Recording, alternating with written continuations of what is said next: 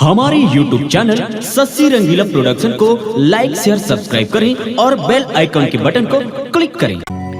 चारों मुड़ा वो डोंगरी हवे बीच में हवे मोरे गाँव घूमत पूछत आबे बदरी के वट है मोरे नाव अब खुड़िया हवे वो मोरे गाँव।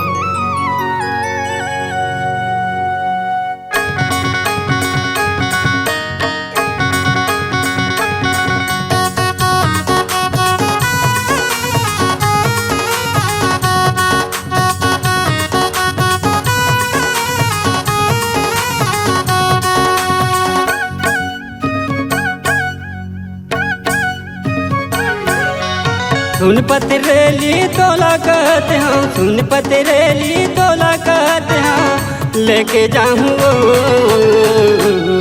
चलना कुड़िया बाजार बांधा के पार घुमा के लाऊं। चलना कुड़िया बाजार बांधा के पार घुमा के लावेगा। सुन पतरेली तोला कहते हैं, सुन पतरेली तोला कहते हैं, लेके जाऊँ चलना कुड़िया बाजार बांधा के पार घुमा के लाऊं। चलना कुड़िया बाजार बांधा के पार घुमा के लावेगा।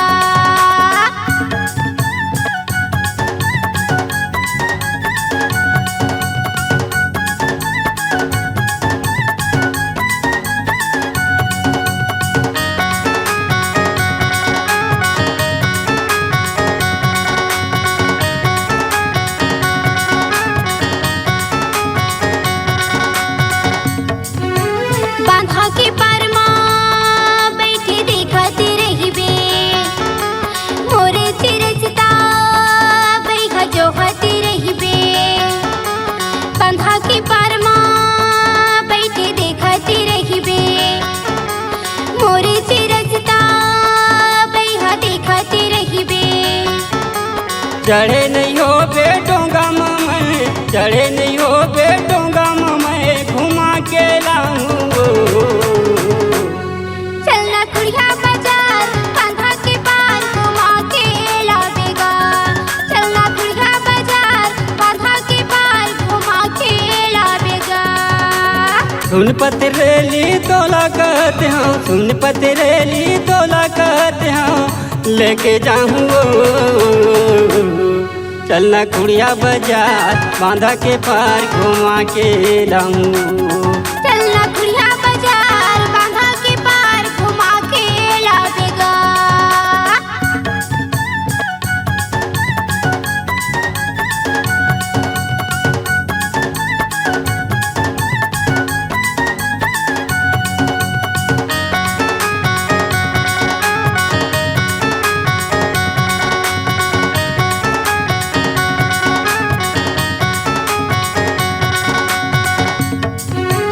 चारों मुड़ा वो ये दे डोंगरी हवे हरियर हरियर ये दे दिखाते हवे।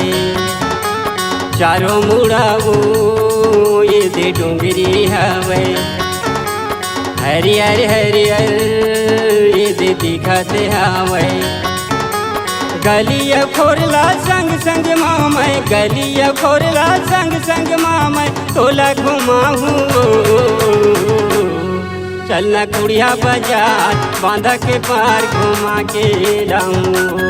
चलना कुड़िया बाजार बांधा के पार घुमा के लावेगा। सुन पतरेली तोला कहते हो, सुन पतरेली तोला कहते हो, लेके जाऊँ चलना कुड़िया बाजार बांधा के पार घुमा के लाऊं। चलना कुड़िया बाजार बांधा के पार घुमा के लावेगा। चलना कुड़िया बाजार बांधा के पार घुमा के लाऊं। चलना कुड़िया बाजार बांधा के पार घुमा के लावेगा। चलना कुड़िया बाजार बांधा के पार घुमा के लाऊं। चलना कुड़िया बाजार बांधा के पार घुमा के लावेगा। उभरते हुए कलाकारों को दे रहे हैं नाम। आप भी दीजिए अपनी आवाजों को पहचान। चले आइए शशि रंगीला प्रोडक्शन हाई digital audio video recording studio, मनकी मुंगेली। Mobile number 708936668823।